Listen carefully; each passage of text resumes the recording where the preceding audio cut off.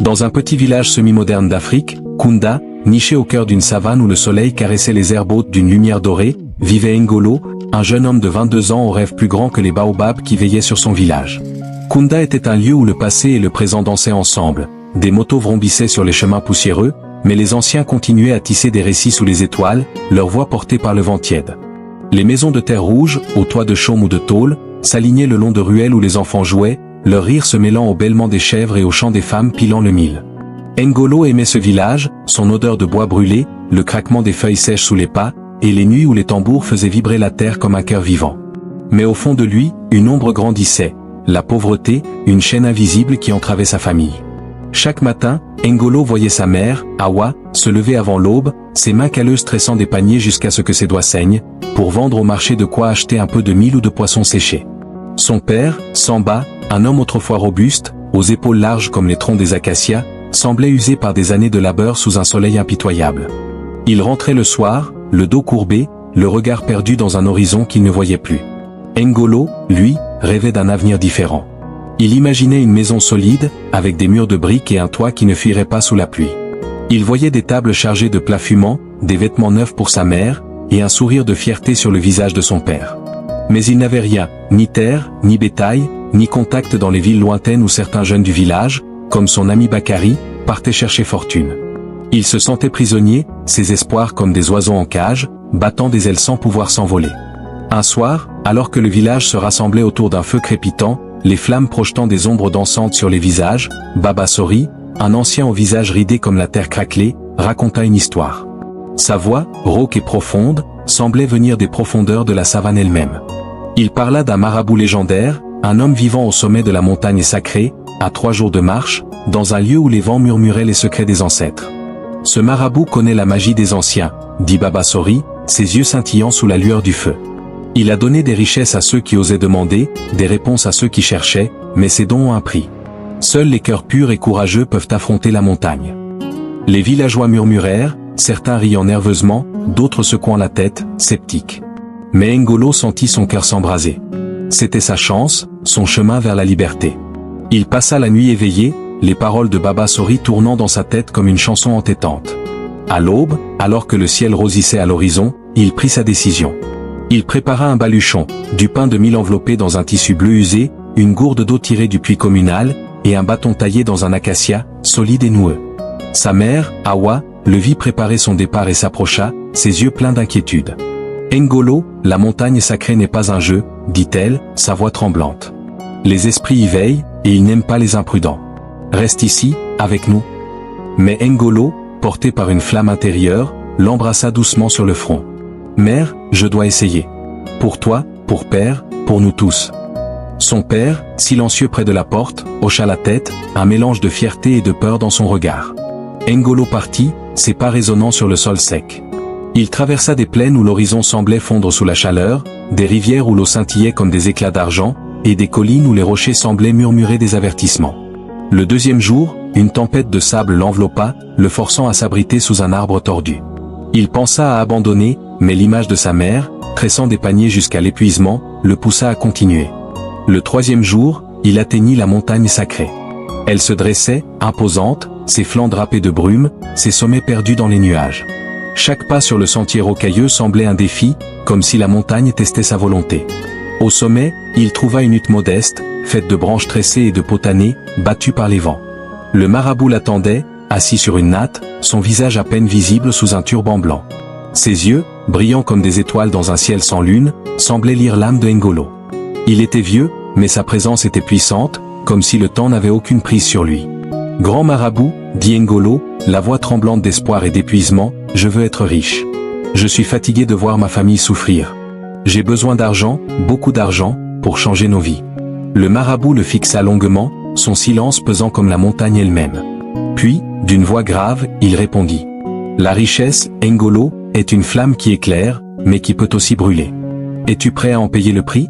L'argent peut remplir tes mains, mais il peut vider ton cœur. Choisis avec soin. » Ngolo, aveuglé par son rêve, hocha la tête avec ferveur. Le marabout se leva, ses pas lents et mesurés, et disparut dans l'ombre de la hutte.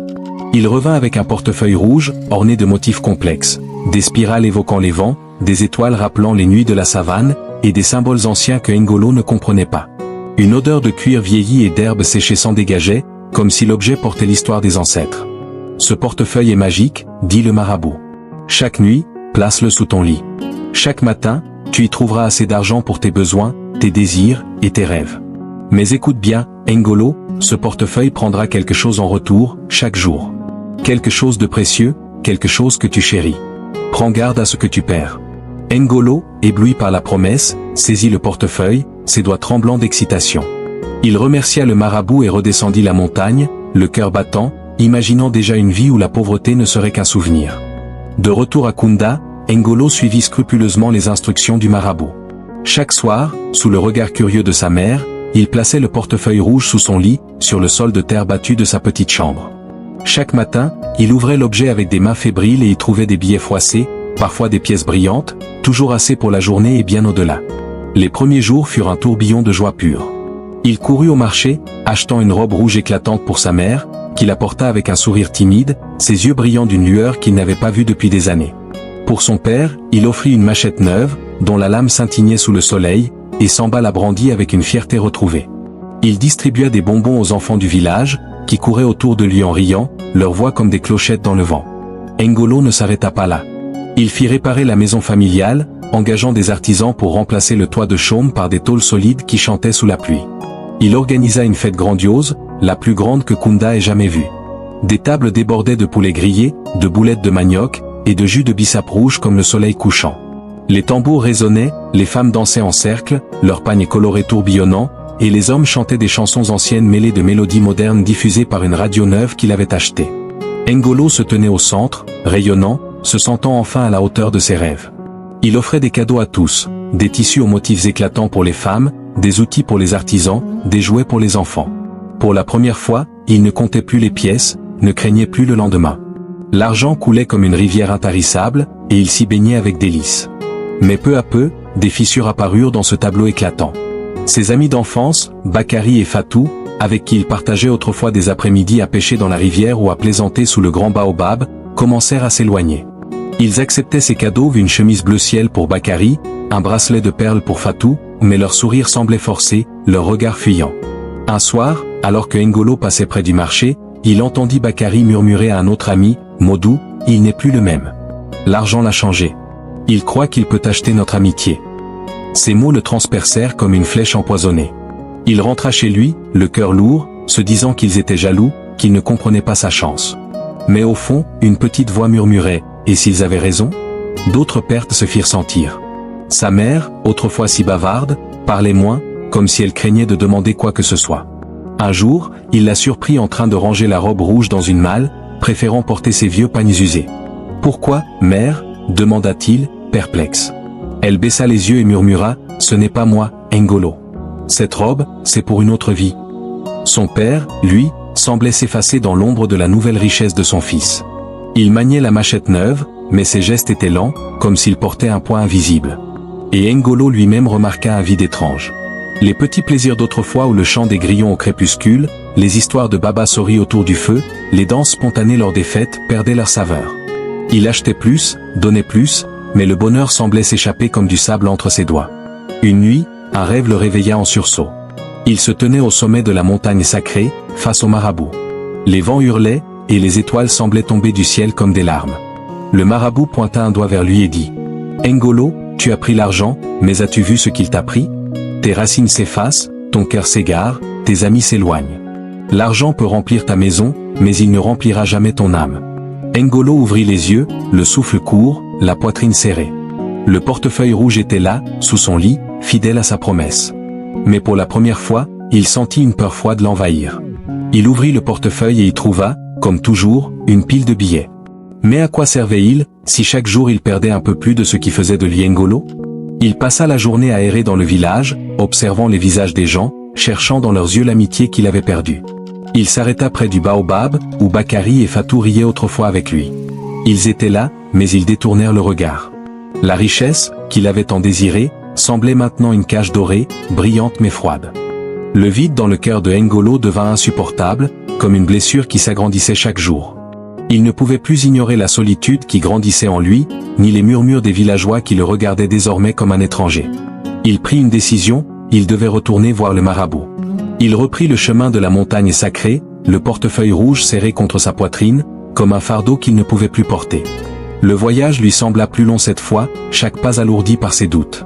La savane, autrefois si belle avec ses acacias dansant sous le vent, lui semblait indifférente, ses couleurs ternies par son propre chagrin. La montagne, jadis un symbole d'espoir, apparaissait menaçante, ses flancs drapés de brume comme un voile de secret. Sur le chemin, il croisa une vieille femme, une vendeuse de fruits qui marchait lentement, un panier sur la tête. Elle le reconnut et s'arrêta. « N'Golo, où vas-tu avec ce regard perdu ?» demanda-t-elle. Il hésita, puis murmura « Je cherche à réparer ce que j'ai cassé. » La vieille femme hocha la tête, comme si elle comprenait, et dit « La richesse du cœur ne s'achète pas au marché, jeune homme. » Ces mots restèrent avec lui, résonnant comme un écho des paroles du marabout. Lorsqu'il atteignit la hutte, le marabout l'attendait, assis sur une pierre, son regard toujours aussi perçant. N'Golo s'agenouilla, le portefeuille dans les mains, et dit, la voix brisée par l'émotion. « Grand marabout, j'ai cru que l'argent me rendrait heureux. J'ai cru qu'il comblerait tous mes vides. Mais il m'a pris mes amis, ma joie, ma famille. Je ne veux plus de ce portefeuille. Je veux retrouver ce que j'ai perdu. » Le marabout prit le portefeuille et le posa à côté de lui, ses doigts caressant les motifs anciens comme s'il lisait une histoire oubliée. Puis, avec un sourire triste mais empreint de sagesse, il répondit. « Tu as appris, N'Golo. La richesse véritable ne se compte pas en billets, mais en moments partagés, en rire, en amour. Ce portefeuille t'a donné ce que tu voulais, mais il t'a aussi montré ce qui compte vraiment. Garde cette leçon dans ton cœur. Donne de toi-même, partage avec les autres, et tu retrouveras la vraie richesse. » N'Golo sentit des larmes couler sur ses joues, un mélange de regret, de soulagement et d'espoir. Il comprit qu'il avait cherché au mauvais endroit. Il remercia le marabout, sa voix tremblante mais sincère, et redescendit la montagne. Le chemin du retour lui sembla plus léger, comme si un fardeau invisible s'était envolé. De retour à Kunda, il changea. Il cessa d'acheter des choses pour impressionner, et commença à donner de son temps, de son écoute, de son rire. Il retrouva Bakary et Fatou, s'asseyant avec eux sous le baobab, leur parlant avec sincérité, partageant des souvenirs simples ou les jours où il courait après les papillons, où il se racontait des rêves d'enfant. Il dansa à nouveau lors des fêtes, non pas pour briller, mais pour sentir la musique vibrer dans son corps, pour voir les sourires de ceux qu'il aimait. Il passa du temps avec sa mère, l'aidant à tresser des paniers, non pas pour les vendre, mais pour écouter ses histoires, pour rire avec elle comme avant. Il travailla aux côtés de son père, plantant des graines dans leurs petits champs, sentant la terre sous ses doigts et la fierté dans les yeux de Samba. Petit à petit, le village retrouva son unité. Les fêtes redevinrent des moments de joie pure, où les tambours racontaient des histoires d'ancêtres, où les rires des enfants emplissaient l'air comme une musique. N'Golo apprit à se contenter de ce qu'il avait, à chérir les liens humains, l'amour de sa mère, la fierté retrouvée de son père, la camaraderie de ses amis. Et dans cette simplicité, il trouva une richesse qu'aucun portefeuille magique ne pourrait jamais lui offrir. La paix du cœur, la chaleur d'un sourire partagé, et la certitude qu'il était enfin chez lui, parmi les siens. Sous les étoiles de Kunda, autour d'un feu crépitant, N'Golo raconta un jour son histoire, non pas comme un avertissement, mais comme une leçon. Le véritable trésor est celui que l'on donne, celui qui grandit dans les cœurs unis.